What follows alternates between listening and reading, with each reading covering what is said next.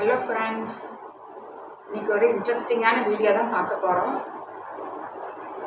வீடியோக்குள்ளே போகிறதுக்கு முன்னாடி என்னுடைய சேனல் இப்போ தான் ஃபஸ்ட் டைம் பார்க்குறவங்களா இருந்தால் சப்ஸ்கிரைப் பண்ணிவிட்டு பாருங்கள் ஃப்ரெண்ட்ஸ். பக்கத்துலேயே ஒரு பெல் ஐக்கான் வரும், அதையும் நீங்கள் டச் பண்ணால் ஆளுன்னு ஒரு ஆப்ஷனோட ஒரு பெல் ஐக்கான் வரும், அதையும் டச் பண்ணிவிடுங்க. அப்போ தான் நான் போடுற வீடியோ எல்லாமே உங்களுக்கு உடனே நோட்டிஃபிகேஷன் கிடைச்சிடும். வீடியோவை ஸ்கிப் பண்ணாமல் பாருங்கள் ஃப்ரெண்ட்ஸ். வாங்க இப்போ வீடியோக்குள்ளே போகலாம். ஹாய் ஃப்ரெண்ட்ஸ், இன்றைக்கி புளிச்சக்கீரை கடையில் எப்படி செய்கிறதுன்னு உங்களோட ஷேர் பண்ணிக்கிறேன். அதுக்கு முதல்ல ஒரு பவுடர் ரெடி பண்ணிக்கலாம். ஒரு சின்ன பீஸாக பெருங்காயம், ஒரு டீஸ்பூன் சீரகம் ட்ரையாகவே ஒரு வானலியில் போட்டு நல்லா பொரிச்சிக்கலாம். வாசம் வர்ற அளவுக்கு ஒரு 10 பெப்பர் பால்ஸ், ஒரு டீஸ்பூன் வெந்தயம், தேவையான அளவு ரெட் சில்லி. எனக்கு காரம் மைல்டாக இருந்தால் போதும், அதனால் 3 மட்டும் போட்டுக்கிட்டேன். வர கொத்தமல்லி 1.5 டீஸ்பூன், அதையும் போட்டு நல்லா ட்ரையாகவே வறுத்துக்கலாம். எண்ணெயெல்லாம் எதுவும் ஊற்ற வேண்டியது இல்லைங்க. இந்த புளிச்சக்கீரை கடையில் இந்த பவுடர் போட்டு செஞ்சால் நல்லா டேஸ்ட்டாக இருக்குன்னு சொல்லி என்னுடைய friends, YouTube friends Sangeetha Anand, அப்புறம் ஆர்கானிக் ஹெல்த்தி ஃப்ரெண்டு சேனல் ஃப்ரெண்டும் சொன்னாங்க.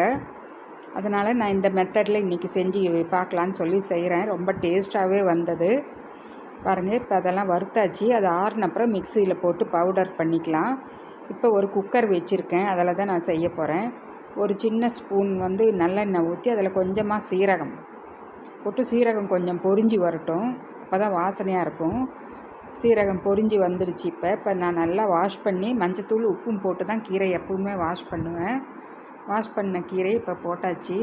ஒரு கட்டு வாங்கி நான் அரை கட்டு தாங்க இப்போ போட்டு செய்கிறேன். அரை கட்டு அப்படியே எடுத்து ஸ்டோர் பண்ணிட்டேன், இன்னொரு நாளைக்கு செய்யலான்னு சொல்லி. பவுடராக கூட செஞ்சு வச்சுக்கலாம் அப்படின்னு சொல்லியும் ஒரு ஐடியா இருக்குது. இப்போ இது நல்லா வதக்கி விட்டுடலாம். நல்லா அந்த கலர் பாருங்கள், கொஞ்சம் நேரத்துலையே மாறிடும் இந்த கீரையோட கலரு. இதில் அயன் சத்து அதிகமாக இருக்கிறதுனால நிமிஷமாக கலர் மாறி பாருங்கள், ஒரு இந்த மாதிரியான ஒரு கலர் வந்துடும். இப்போ அது நல்லா ஆறிடுச்சு. மிக்சி ஜாரில் போட்டு இப்போ நான் பவுட்ரு பண்ணிக்க போகிறேன். பாருங்க, கீரை நல்லா வதங்கி விட்டுருக்கேன். கொஞ்சம் வதங்கினதும் கொஞ்சமாக தண்ணி, ஒரு அரை டம்ளர் அளவுக்கு தண்ணி ஊற்றிக்கலாம். அந்த கீரை கொஞ்சம் வேகட்டும்.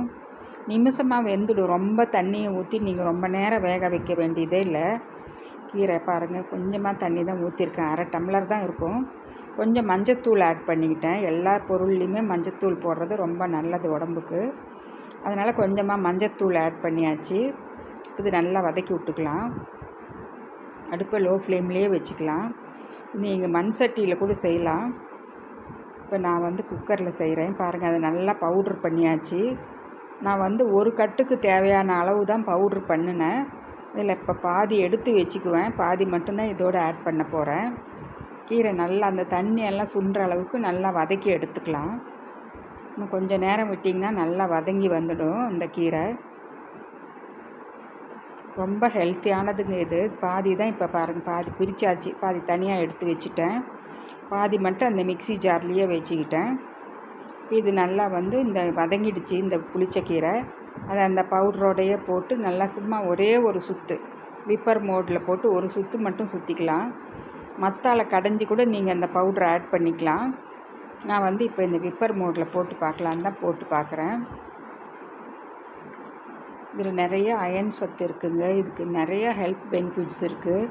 இதில் நேச்சுரலாகவே இதில் இப்போ புளிப்பு தன்மை இருக்கிறதுனால லிவருக்கு ஒரு கிளென்சிங் மாதிரிங்க இந்த புளிச்சக்கீரை. பாருங்கள், ஒரே ஒரு சுற்றில் எவ்வளோ நைஸ் ஆகிடுச்சு. உப்பு ஆட் பண்ணியாச்சு தேவையான அளவு. இப்போ நல்லா இப்போ எப்படி தாளிக்கிறதுன்னு பார்க்கலாங்க வாங்க. இப்போ நல்லெண்ணெய் தான் ஊற்ற போகிறேன். நல்லெண்ணெயும் பாருங்கள், ஒரு 4 சின்ன ஸ்பூனில் ஒரு 4 ஸ்பூன். ரொம்ப ஓவராக எண்ணெயும் ஊற்ற போகிறதில்ல. நிறையா எண்ணெய் வேணும்னாலும் ஊற்றிக்கலாம். நாங்கள்லாம் கொஞ்சம் டயட்டுங்கிறதுனால அளவான எண்ணெய் ஊற்றிக்கிட்டேன். கடுகு சீரகம் போட்டாச்சு. கடுகு சீரகம் கொஞ்சம் நல்லா வெடிக்கட்டும். நல்லா வெடிக்க ஆரம்பித்ததும் அடுத்தது என்ன போடுறேன்னு சொல்லி காமிக்கிறேன் பாருங்கள். இந்த கீரையை நல்லா வலித்து எடுத்து வச்சுக்கிட்டேன். நான் கொஞ்சமாக நாட்டு சர்க்கரை கொஞ்சம் போட்டுக்கிறேன், ஒரு டீஸ்பூன் அளவுக்கு. இப்போ இந்த தாளிப்பு வடகம், வெங்காய வடகம்னு சொல்லுவோம், அதை ஒரு டீஸ்பூன் அளவுக்கு இதோட போட்டாச்சு. இப்போ பொடியாக கட் பண்ணியிருக்கிற ஆனியனும் பூண்டு இதோட போட்டுக்கிறேன். போட்டு நல்லா வதக்கி விட்டுக்கலாம். வெங்காயம் நல்லா சுருள வதங்குற வரைக்கும் லோ ஃப்ளேம்லேயே வச்சு வதக்கிக்கலாம். இதில் நிறையா மெத்தடில் செய்யலாங்க புளிச்சக்கீரை. நம்ம வெங்காயம் பூண்டு எல்லாருமே போட்டும் வேக வைக்கலாம்.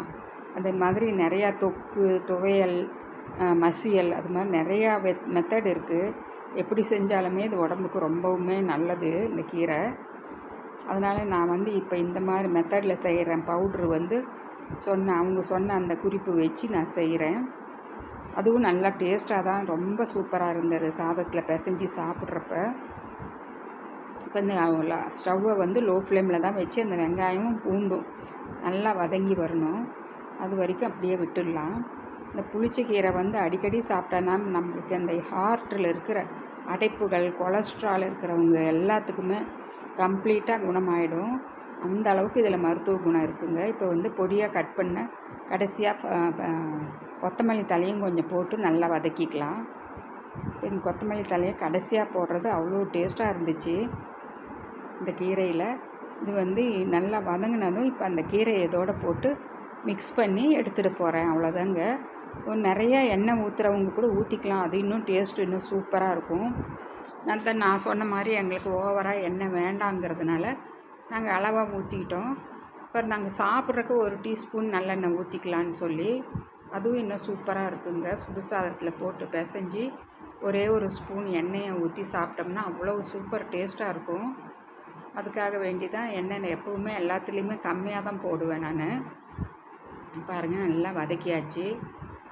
நல்லா சுருளை பாருங்கள், வெங்காயம் எல்லாமே நல்லா வெந்து வந்துடுச்சு. இப்போ நம்ம அந்த கடைஞ்சி வச்சுருக்கிற புளிச்சக்கீரை அரைக்கட்டு போட்டதுக்கு இவ்வளோ தான் வந்திருக்கு பாருங்கள். அவ்வளோ கீரை போட்டதுக்கு இவ்வளோ வந்திருக்கு. ஆனால் நிறையா கொஞ்சமாக போட்டு சாப்பிட்டாலே ரொம்ப டேஸ்ட்டாக இருக்கும். இது நல்லா கிளறி விட்டு ஸ்டவ் ஆஃப் பண்ண வேண்டியது தாங்க. புளிச்சக்கீரை கடையல் ரெடி ஆகிடுச்சு. ரொம்ப டேஸ்ட்டாக இருந்தது. அவங்களுக்கு ரொம்ப தேங்க்ஸுன்னு சொல்லி நான் மெசேஜும் அனுப்பியிருந்தேன். ரொம்ப நல்லா இருந்தது. இந்த மாதிரி நீங்களும் உங்களுக்கு புளிச்சக்கீரை நீங்கள் வாங்குறப்பெல்லாம் செஞ்சு பாருங்கள். ரொம்ப டேஸ்ட்டாக இருந்தது. நடுவில் அந்த வெங்காயம் பூண்டு சாப்பிட்றப்ப கடிப்பட்டது ரொம்ப நல்லா டேஸ்ட்டாக இருந்ததுங்க.